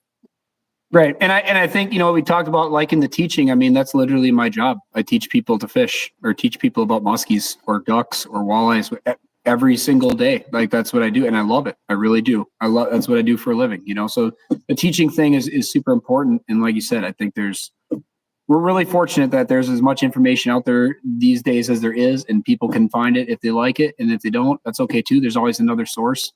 I think if you're an up and coming musky angler, or even if you're somebody that's fished a lot, like right now is a pretty good time to be a musky fisherman. Our gear, our baits, everything has improved astronomically from 10 years ago. I mean, much less 15 or 20. I mean, It's incredible how much better. I mean, everybody, like your bodies are falling apart from ripping big baits. I'm there. Well, no, I guide so much, so I don't always fish with my customers, right? So a lot of days I got 3 guys in the boat. I'm not casting with them and stuff. So I do get some breaks in there too. I'd rather, if you're out there literally casting 7 days a week, like, you're going to crash sooner or later. That's all well and good when you're 25, but when you're 40, and Things you're 45 change. and 50, yeah, things change a little bit. Especially as you have, like you said, other things in your life. I mean, when I'm on the water and everything else, whether it be muskies or ducks or whatever, I mean, I'm very much eat, sleeping, and breathing those things. But in life, there's a lot more important things than a muskie, right? My kids, my wife, my family. There's a lot of other things that hold precedence over fishing or hunting. And I think there's important to separate that. But at the same time, when you go, it's not a problem to go hard, So get out and do it. And like I said, go out there with the sharpest sword you can and get all the information you can. And I think that's really the answer. And I think as we talked about earlier, as this sport does get tougher, as these fish do get smarter, the more pressure they get, the smarter they get. We've already seen it on lakes here too, whether it be just, it blows up. It doesn't matter if it's live scoping. One guy goes out there and hooks 20 of them and that burns them up. Or if they have a 50 boat tournament out there and 20 guys hook 20 of them, the same 20, it doesn't matter. A hooked fish is a hooked fish. You just hope that fish gets handled properly, put back in the system. Increased pressure is going to be, but just that the individual in the future, and that's been the case the whole time. I actually caught a little bit of your one where you talked about the side imaging. I don't know where it was, but I put a couple on when I was, a couple of your, I listened to it periodically, and I listened to the one where you talked about, you got to think about when these people came into the sport. We talked about that earlier when I was there. You came in, that wasn't a thing. You came in and you're like, man, they got side imaging, they're picking them off on that. And on a sand flat, side imaging, it's pretty good, man. You think nobody talks about 360? Are you kidding me? On the sand, it's the same thing. Just because you can't drive around at 4 miles an hour and do it doesn't mean it doesn't do the same thing. You go, 43 feet that way, there's a muskie. Like, it doesn't mean it's going to eat, but it's there. And that stuff, I mean, eventually everybody's going to have all of it at some point. And there'll be some new thing that comes on like, well, that's not even fair. But honestly, if I've learned anything from muskies, it's that they still only eat when they want to eat. And you still have to be every bit as good. You go fish a high pressure system. I know up by you guys, I mean, a busy weekend, you might see a couple boats, right? Like that's a pretty busy day. But down here, you start getting stuff like the Madison chain, Eagle River chain to a lesser extent, Fox chain down in Illinois, or like the cities over there, the metro lakes. Good grief. You want to see pressure. People think Green Bay is bad. Green Bay is bad, but it's big. It's open. And a lot of times those fish are in pretty homogeneous areas. There may be areas of it that's a little better than the rest, but it's a 3 mile long piece of structure, a half mile wide kind of stuff. It's not a 50-foot line on a weed bed where it sticks out. It's not, you know what I mean? It's not that defined. So the guys are close and there's boats, but good grief. But those fish in a small system like that, the bay is obviously huge. Those fish move around. But if you're in a contained system with that kind of pressure, they get smart too. So it's one of those things where, like I said, go out there with the sharpest sword you can and do the best you can and leave it all in the field. That's the best advice I have for any musky angler. Yep, I would totally agree. And I'll just leave it at, with the technology, it's going to continue to evolve. It's not going anywhere. I know maybe some DNRs are going to ban something, but something else is going to come up. I just look at it. I wouldn't hold my breath. I don't think there'll be a ban on any of this technology ever for any reason. I don't think it would be. I don't see how you could write that in, like it just from a law standpoint. You're gonna. This isn't Russia. I'm sorry. It's the United States. It is. You're going to tell me what kind of phone I can have, what kind of TV I can have, what kind of it's never going to happen. They can't even get their stuff straight for changing our panfish bag limits down to 10 or 15 here without a 10-year study. They're not going to be banning any live sonar. I would bet a large sum of money. So the people that are on that going to die on that hill, that's great. Go ahead. It's fine.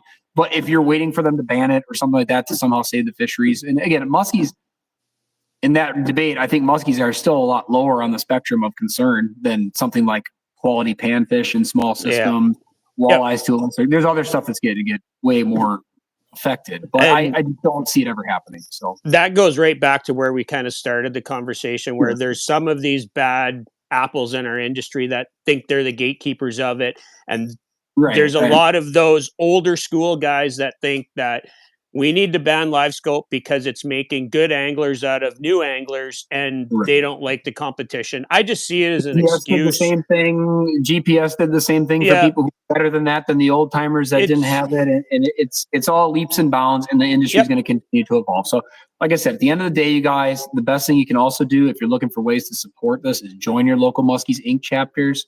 Be present. We've got a really great example of a Muskies Inc. chapter here. We've got some really good ones in Wisconsin, certainly, but The Titletown one is the one I'll keep going back to because Green Bay is a special resource. That might be one of the best musky lakes in the world, like provably, empirically. Just what's there, the amount, the quality of the fish that grow there. But it's not the best from like a population standpoint. It could be a lot better. But the Titletown Muskies Inc. guys have worked really closely and tried to do all they could for the DNR. There's other good ones on the Wisconsin River here too, that have done a lot of work with the local fisheries guys. Is, hey, how can we help? What can we do? And I won't go into specifics on it because we could talk for hours on it. But in general, there's some really good stuff going on in your local clubs, and know that might not be something that's going on as much up by you, especially since your systems don't really depend on stocking. So it's not as, I think, as imperative for you guys to have. That's right. It's always important, but here it might be, a 300-acre lake no longer gets muskies. Now this 500-acre lake no longer gets them. Now this stretch of the river, the places as those get eliminated, people's options start to go away. And we've had that before here where lakes have cycled on or off for various reasons. And now it's just, there used to be muskies in there, used to go out there, catch 3-4 days, and now there's zero fish in the lake. That's just not what's there anymore.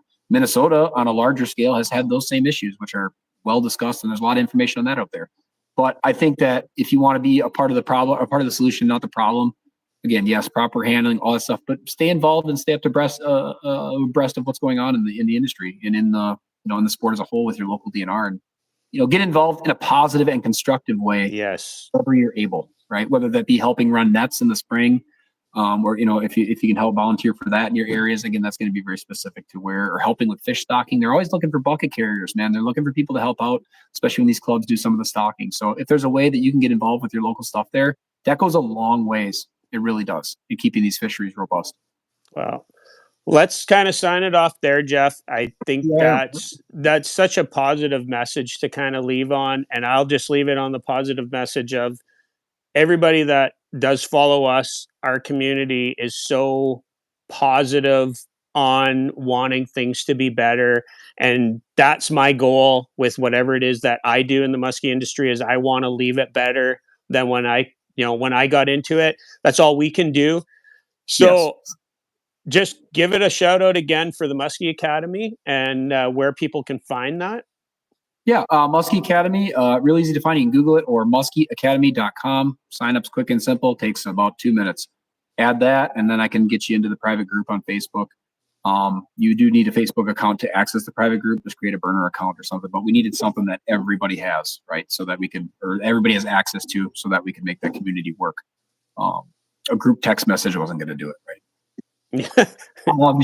So muskyacademy.com. I'm on social media, Facebook and Instagram. You can find me, Jeff Van Remortel, WDH Guide Service, as in Wisconsin Duck Hunts, WDH Guide Service. You can find me in Wisconsin, muskyfishingguide.com. My website is wildly out of date, but all my social media stuff is current. So find me on there, give me a follow, and thanks for having me on, Glenn. I really appreciate it. I appreciate and stuff with you guys at the Minnesota show, you and Dave, and it was always the time. You gonna be there this year? We're trying. I might be on family vacation. Come on, you're gonna be doing a backpack of beers and dates, buddy. We'll catch you at one for sure. But I just want to say thank you. I'll be at all of them. So I just want to say thank you for coming on, and have a great holiday season. And we'll circle back around and have you on again, and we'll talk some more, because I just like your style of talking about the industry. Anybody that can talk free about the industry, that's the kind of people I want to talk to, Jeff. So have a happy holiday season, and we'll circle back around. Cheers, guys. Merry Christmas, guys.